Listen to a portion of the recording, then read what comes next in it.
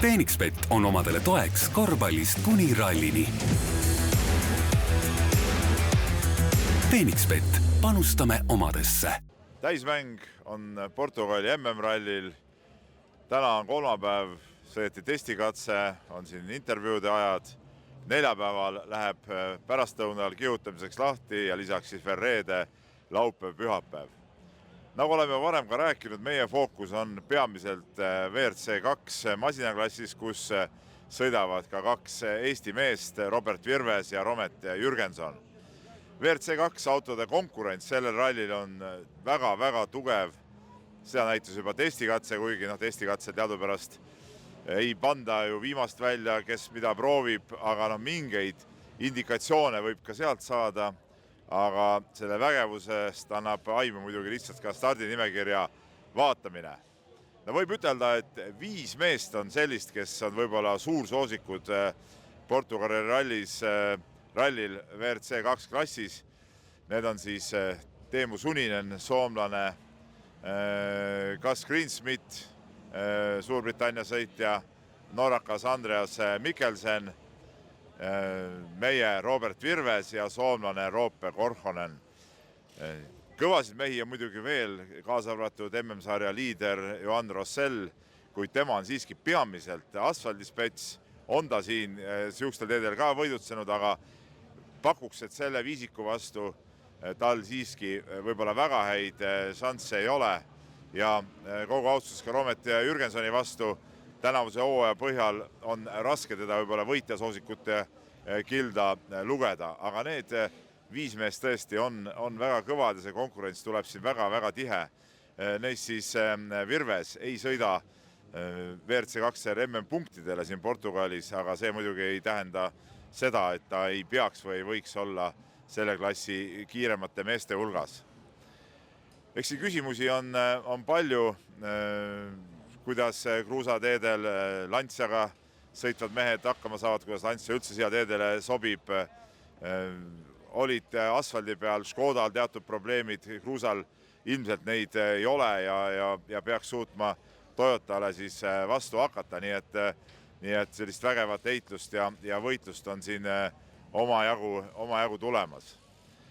Saime siin rääkida ka siis Virvese ja Jürgensoniga, võib-olla olete neid videosid ka vaadanud, kui ei ole, siis paari sõnaga, et mehed mõlemad loodavad siit rallilt ikkagi teha head tulemust, see on ka loogiline, muidu ei ole mõtet siia tulla, aga Virvese jaoks see on eelkõige ikkagi ettevalmistus nüüd järgmisteks kruusarallideks, mis siis lähevad tal WRC2 arvestuses, punkti arvestusse. Tal on all üks esikoht, see on siis Keenia ralli oma klassi võit ja rohkem ta ei ole nii-öelda punktirallisid sel hooajal veel sõitnud, aga selle Keenia ralli võiduga loomulikult ta on siis nii-öelda ka tiitli pretendentide nimekirjas. Jürgensonil on võib-olla natuke teistsugused mõtted ja soovid just selles mõttes, et ta ei ole see aasta tipus olnud, on olnud palju ebaõnne, palju sellist mitte kõige paremini õnnestunud võistlusi ja eelkõige oleks ta siin tarvis taastada võib-olla oma enesekindlus ja sõidu siuke hoog ja sõidurõõm, et seda üritab ta siin ka teha. Loomulikult on põnevat heitust oodata ka WRC klassis tervikuna ehk siis ralli üldvõidu peale ja võib öelda, et ka siin on kohal ikkagi väga vägev seltskond, 5 Toyotat.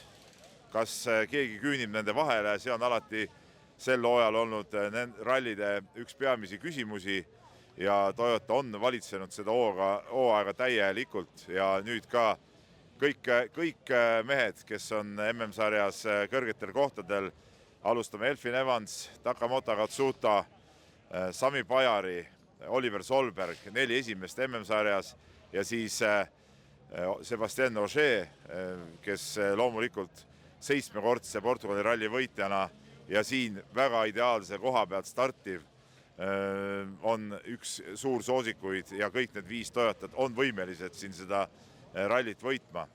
Ja üks suur küsimus ongi see, et kas Hyundai siis suudab nüüd kruusateedel Toyotale väärilist konkurentsi pakkuda. Seesama testikatse, millest rääkisime, millest ei saa täielikult järeldusi teha, aga midagi võib sealt võtta, näitas seda, et Terino Vill oli siis kõige kiirem mees ja Adrian Fourmeau oli kolmas. Lisaks on Hyundai'l siin ralli stardis ülikogenud Dani Sordo, kes juba pea 20 aastat tagasi sõitis siin esikolmiku kohti ja on neid üksikuid rallisid sõites just siin Portugalis ka olnud tihtipeale väga heas hoos. Loomulikult on suur küsimärk ka ilm. Praegult siin meie taustal näete, päike paistab, taevas on selge, aga ilmaprognoosid näitavad, et nädalavahetusel võib tulla vihma, eelkõige siis laupäeval ja pühapäeval. See on oluline just, et kas tuleb ka reedel või ei tule, see võib nagu see stardirivi mõttes mängida suurt rolli, et kui me ütlesime, et Ogeel on väga hea stardikoht ja Elfyn Evansil esimesena rajale minnes loomulikult seda ei ole, siis kui vihm tuleb, võib see ka need kaardid ümber mängida ja siis võib ees olla hoopis parem ja mõnusam sõita, aga laupäeval, pühapäeval, kui vihma sajab ja teed lähevad väga pehmeks, siis sellist ettearvamatust ja teadmatust on kindlasti palju, nii et saab olema kahtlemata väga huvitav ralli. Püsige täismängu kanalil, vahendame siit siis eelkõige küll eestlaste intervjuusid ja arvamusi, aga tervikuna päeva kokkuvõtvates saadetes hoiame silma peal ka ralli üldjärjestusel.